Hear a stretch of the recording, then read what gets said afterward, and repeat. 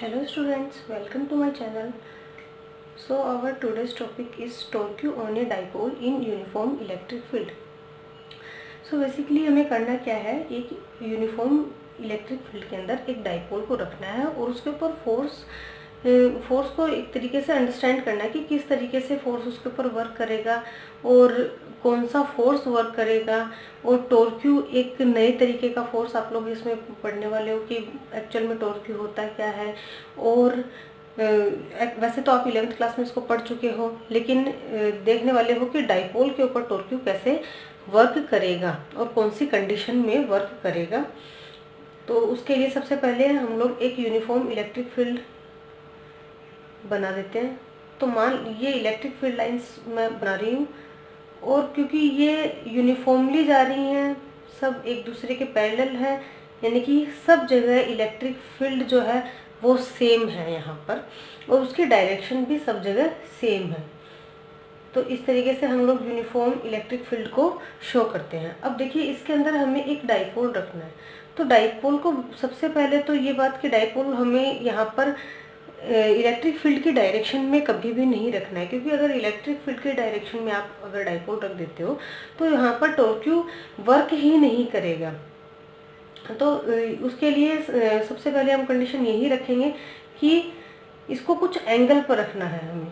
तो ये हो गया हमारा -q चार्ज और ये हो गया है हमारा +q चार्ज और उनके बीच की डिस्टेंस हमें पता है 2a होती है। तो ये इनके बीच की डिस्टेंस है 2a। तो ये डाइपोल इलेक्ट्रिक फील्ड के साथ में थीटा एंगल बनाते हुए रखा हुआ है। अब देखिए यहाँ पर आपको पता है कोई भी चार्ज जो होता है वो इलेक्ट्रिक फील्ड में अगर रखा होता है तो उसके ऊपर फोर्स लगता है और फोर्स के लिए फॉर्मूला हम लोग रखते हैं F=QE। ई जो कि इलेक्ट्रिक फील्ड है यहाँ पर, तो इस तरीके से फोर्स की वैल्यू रखते हैं।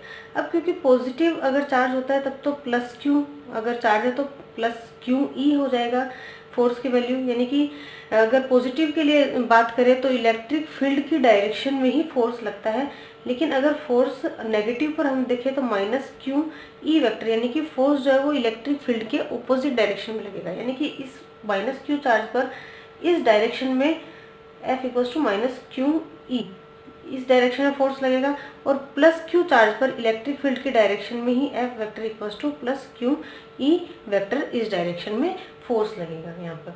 तो अब देखिए अगर आप इस डाइपोल पर टोटल फोर्स का अमाउंट निकालें यहाँ पर, तो F= यहाँ पर देखो एक तो हो जाएगा +QE और एक -QE। तो यहाँ पर दोनों जो फोर्स है उनको हम लोग प्लस कर देते हैं। तो देखिए टोटल फोर्स जो है ये दोनों एक दूसरे को कैंसिल कर देंगे और यहाँ पर टोटल फोर्स जो है वो 0 आ जाता है। यानी कि डाइपोल पर वैसे देखा जाए तो कोई भी तरीके का फोर्स यहाँ पर इफेक्टिव नहीं है, ऐसा बोल सकते हैं। कोई भी तरीके का फोर्स नहीं लग रहा है क्योंकि दोनों जो फोर्स लग रहे हैं वो दोनों फोर्स एक दूसरे को कैंसिल कर रहे हैं। तो टोटल फोर्स 0, यानी कि डाइपोल मूव नहीं करेगा कोई भी एक पर्टिकुलर डायरेक्शन, ना तो इस डायरेक्शन में मूव करेगा ना ही इस डायरेक्शन में मूव करेगा, डाइपोल मूव नहीं करेगा। लेकिन यहाँ पर देखो जो यहाँ पर लाइन ऑफ एक्शन है इस फोर्स के लिए और इस फोर्स के लिए दोनों सेम नहीं है। यानी कि एक ही पॉइंट पर ये दोनों फोर्स नहीं लग रहे हैं। ये इस पॉइंट पर इस डायरेक्शन में लग रहा है और ये फोर्स इस पॉइंट पर इस डायरेक्शन में लग रहा है। दोनों का लाइन ऑफ एक्शन जब सेम नहीं है तो यहाँ पर क्या होगा कि एक्चुअल में मैथमेटिकली देखें तब तो ये वैल्यू 0 हो जाती है, लेकिन यहाँ पर वैसे एक्चुअल में ये फोर्स जो है वो एक दूसरे को कैंसिल ना करके एक तरीके का फोर्स कपल बनाते हैं। और वो फोर्स कपल क्या काम करता है, देखो ये फोर्स जो है वो इसको इस डायरेक्शन में मूव कराता है और ये इस डायरेक्शन में। तो ऐसा क्या होगा कि ये जो डाइपोल है ये एक मूव होने रोटेट होने लग जाएगा इस तरीके से। ठीक है, ये इस तरीके से रोटेट होने लग जाएगा। आप इसको ऐसे समझ सकते हो कि अगर एक फोर्स जो है वो नीचे की साइड लग रहा है और एक फोर्स ऊपर लग रहा है, तो इस तरीके से फिर ये इस तरीके से रोटेट होने लग जाएगा। तो वही जो फोर्स होता है उसको बोलते हैं हम लोग टॉर्क्यू। जो ये रोटेटिंग फोर्स कपल क्रिएट होता है इसी को टॉर्क्यू बोलते हैं और इसकी वैल्यू जो है वो यहाँ पर हम लोग निकाल सकते हैं।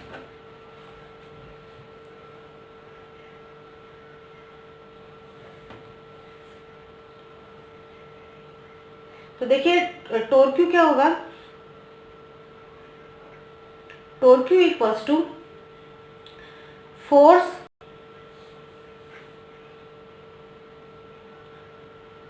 on either of charge into perpendicular distance.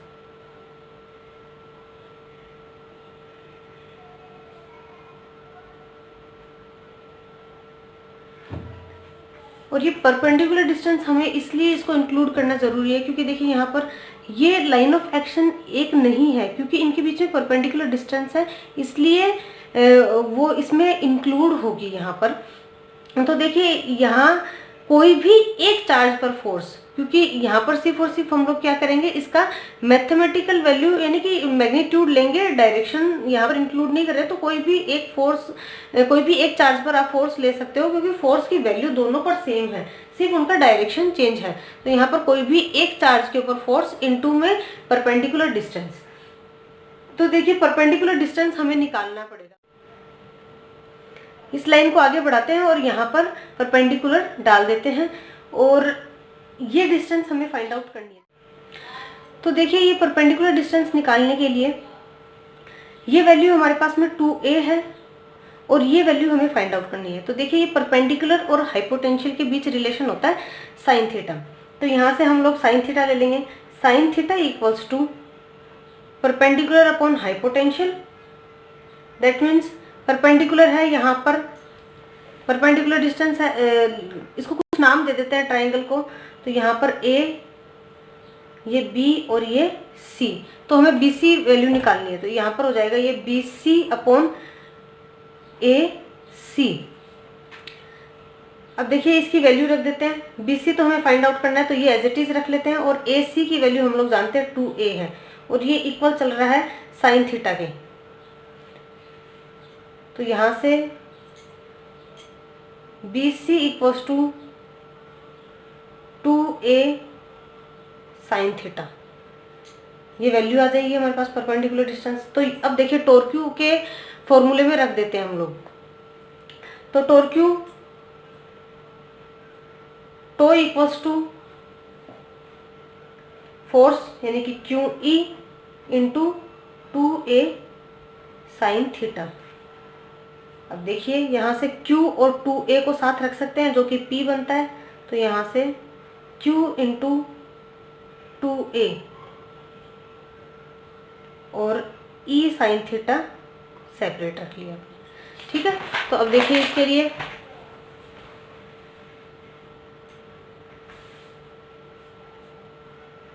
यहाँ से हो जाएगा tau equals to PE sine theta, और इसको ऐसे भी लिख सकते हैं P क्रॉस E, ऐसा भी लिख सकते हैं इसको वेक्टर फॉर्म में P cross E tau vector equals to. तो यहाँ पर टो की वैल्यू आ गई है हमारे पास में डाइपोल मोमेंट के फॉर्म में। अब देखिए इसके कुछ कंडीशन ले सकते हैं हम लोग, क्योंकि थीटा की कंडीशन ली जा सकती है।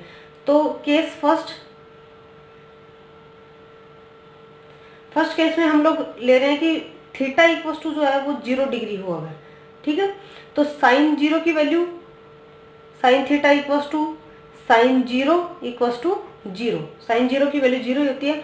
तो टो इक्वल्स टू जो है यहाँ पर आ जाएगा हमारे पास में PE sine 0 degree equals to 0, यानी कि कोई भी टॉर्क Q यहाँ पर वर्क नहीं करेगा, जो कि मैंने आपको पहले ही बताया था कि इसके लिए यही कंडीशन है कि इसको कुछ एंगल पर ही रखना होगा। अगर आप इलेक्ट्रिक फील्ड की डायरेक्शन में ही इसको रख देते हैं, अगर ये डाइपोल इसी तरीके से रखा होता तो यहाँ पर कोई भी टॉर्क Q क्रिएट नहीं होता है, क्योंकि तब लाइन ऑफ एक्शन जो है फोर्स का वो सेम हो जाता और ये दोनों एक दूसरे को एक्चुअल में भी कैंसिल कर देते हैं ये दोनों फोर्स। तो ये फर्स्ट केस हो गया हमारा। Second case theta equals to ले लेते हैं हम लोग 90 डिग्री। तो साइन 90 की value maximum 1, then tau equals to हो जाएगा हमारे पास में PE जो कि इसकी मैक्सिमम वैल्यू है।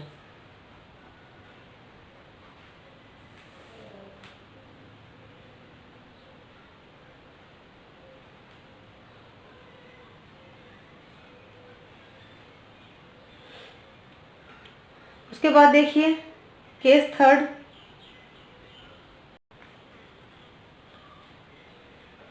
Theta equals to 180 degree. Sine 180 degree की वैल्यू होती है -1 जो कि मिनिमम है, तो यहाँ पर टो इक्वल्स हो जाएगा -PE और ये इसकी वैल्यू भी मिनिमम हो जाएगी, टोर क्यू मिनिमम है इस कंडीशन में। तो देखिए ये तो जहाँ पर इलेक्ट्रिक डाइपोल जो है उसके ऊपर टोर क्यू मिनिमम है वो तो होती है स्टेबल स्टेट, और जहाँ पर टोर क्यू जो है वो मैक्सिमम है वो होगी अनस्टेबल स्टेट। तो ये स्टेबल स्टेट और ये हो जाएगी अनस्टेबल स्टेट। जहाँ पर फोर्स मैक्सिमम यानी कि टोर क्यू मैक्सिमम होगा वो अनस्टेबल स्टेट होगी, जहाँ पर मिनिमम होगा वो स्टेबल स्टेट होगी। तो आज का ये टॉपिक हमारा यहीं तक था। आई होप कि आपको अच्छे से समझ में आया होगा। आपके जो भी डाउट्स हो वो आप मुझे कमेंट बॉक्स में लिख के भेज सकते हैं। Please like share and subscribe. Thank you so much.